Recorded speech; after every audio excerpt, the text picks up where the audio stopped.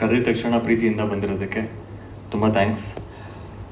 ಎಲ್ಲ ಪ್ರೆಸ್ ಮೀಟ್ಗೂ ನೀವು ಸಪೋರ್ಟ್ ಮಾಡಿದ್ರಿ. ಈ ಸಿನಿಮಾಗೂ ಈ ಟೀಸರ್ ಈವೆಂಟ್ಗೂ ನೀವು ಸಪೋರ್ಟ್ ಮಾಡಿ ಅಂತ ಕೇಳ್ಕೊತಾ ಇದ್ದೀನಿ ಅಷ್ಟೇ. ನನ್ನ ಸಿನಿಮಾ ಮೇಕಿಂಗು, ಸಿನಿಮಾ ಹಂಗೆ ಮಾಡಿದ್ದೀವಿ ಹಿಂಗೆ ಮಾಡಿದ್ದೀವಿ ಅಂತ ನಾನು ಏನು ಹೇಳಲ್ಲ.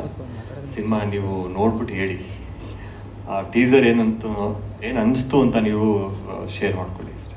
Thank you. ಹಾಂ ಸರ್,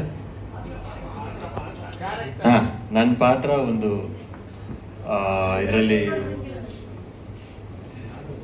ನನ್ನ ಪಾತ್ರ ಬಾಸ್ ಸಿನಿಮಾದಲ್ಲಿ ಒಂದು ಸಮಾಜಕ್ಕೆ ಬೇಕಾದಂಥ ವ್ಯಕ್ತಿ ಆಗಿರ್ತಾನೆ. ಆ ವ್ಯಕ್ತಿ ಅವನ ಲೈಫಲ್ಲಿ ಏನು ನಡೀತಾ ಇರುತ್ತೆ ಅನ್ನೋದು ಸಿನಿಮಾ ಒಂದು ಕತೆ. ಮತ್ತೆ ನಾನು ಆ ಪಾತ್ರಧಾರ.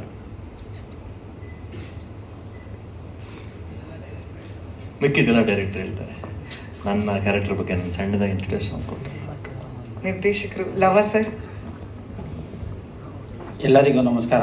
ನನ್ನ ಹೆಸರು ಲವ ಅಂತ ಹೇಳಿ, ನಿರ್ದೇಶಕ. ನಾನು ಮಾತಾಡೋಕ್ಕಿಂತ ಮುಂಚೆ ನಮ್ಮ ಸಿನಿಮಾದಲ್ಲಿ ನಟಿಸಿರುವಂಥ ಕೆಲವು ಪಾತ್ರಧಾರಿಗಳು ಬಂದಿದ್ದಾರೆ. ಸೊ ಅವ್ರನ್ನ ನಾನು ಇಂಟ್ರೊಡ್ಯೂಸ್ ಮಾಡ್ಕೊಳ್ಳೋಕ್ಕೆ ಹೇಳ್ತೀನಿ. ಸರ್ ಬನ್ನಿ, ಡಾಕ್ಟರ್ ವಿಜಯಶ್ರೀ ಸರ್ ಬನ್ನಿ. ಡಾಕ್ಟರ್ ವಿಜಯಶ್ರೀ ಅವರು ದಯವಿಟ್ಟು ವೇದಿಕೆಗೆ ಬರಬೇಕು. ಸುಜನಿತ್ ಶೆಟ್ಟಿ ಅವರು ಪ್ಲೀಸ್ ವೇದಿಕೆಗೆ ಬರಬೇಕು. ಸುಜನಿತ್ ಶೆಟ್ಟಿ ಬನ್ನಿ. ವೀರೇನ್ ಕೇಶವ ಅವರಿದ್ದಾರೆ. ವೀರೇನ್ ಕೇಶವ ಅವರು ದಯವಿಟ್ಟು ವೇದಿಕೆಗೆ ಬರಬೇಕು. ಅಕ್ಷಯ್ ಅವರಿದ್ದಾರಾ?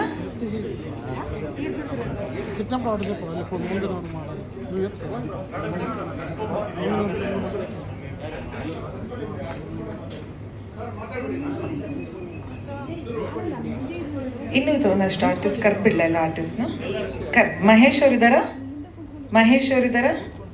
ಭೀಷ್ಮ, ಲಕ್ಷ್ಮಣ್ ಪೂಜಾರ್. ನನ್ನ ಹೆಸರು ಡಾಕ್ಟರ್ ವಿಜೇಶ್. ನಾನು ಕೇರಳಲ್ಲಿ ಮಲಯಾಳಂ ಮೂವೀಸ್ ಮಾಡ್ತಾರೆ.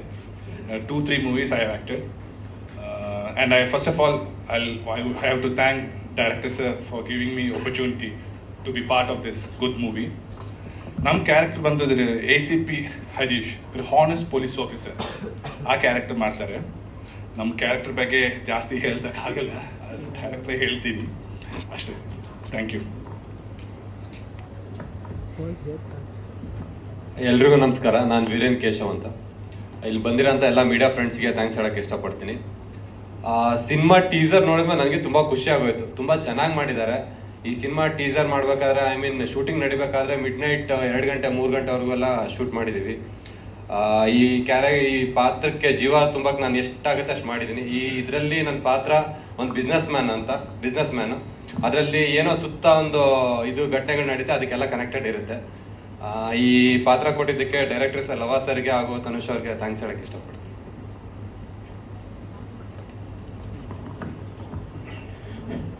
ಎಲ್ಲರಿಗೂ ನಮಸ್ಕಾರ.